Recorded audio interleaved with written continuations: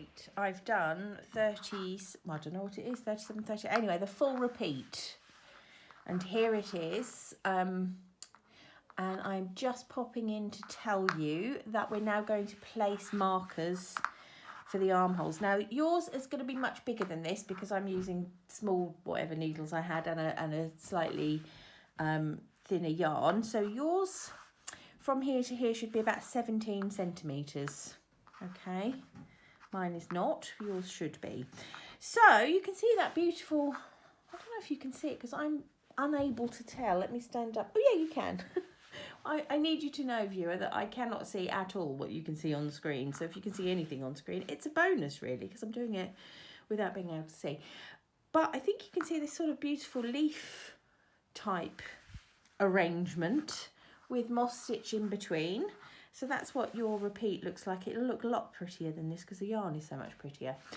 So we're going to place some markers for armholes, and I'm going to say to you that you can use anything at all as markers. You can use actual clip-on markers or safety pins, and I've lost all mine, so I'm going to carry on with my lovely using a ball of a small amount of cotton to make stitch markers because there's absolutely nothing wrong with that at all. So all I'm doing is cutting a little bit, and I'm going to thread up the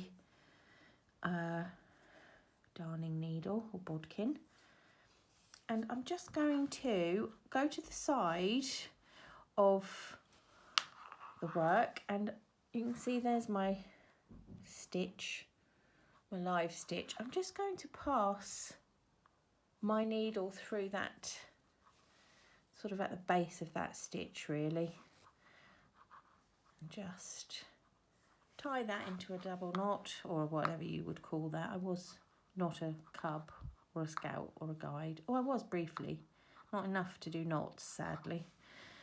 Just tie that like that, and I'll snip those ends off, and that has marked, that's going to be a marker for my arm, and I'm going to do the same at the other end. I know we've still got these markers in, which are my repeat markers, but obviously as I work up they're going to move away from the ones at the edge, and so any confusion will be dealt with at that point. So don't worry about those, I'll show you that in a minute. So same again. I mean, I'm sure you're practical and would have done all of this. You just don't know, do you, what to tell people and what to hold back, because I don't want to be patronising and never intend that.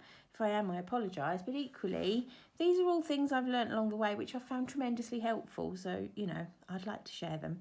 Same thing the other end, I'm just going to put my needle through that pearl bump actually at that end is what it is, and do the knotty thing.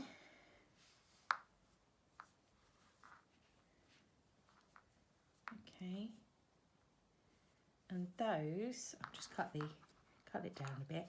Those have now become the markers for the arms. Now all that I need to do is another full repeat of that pattern, and then we're going to do some shaping. So I'll whiz off and do that. I say whiz off, it's taken me hours. It will take me hours to do this again.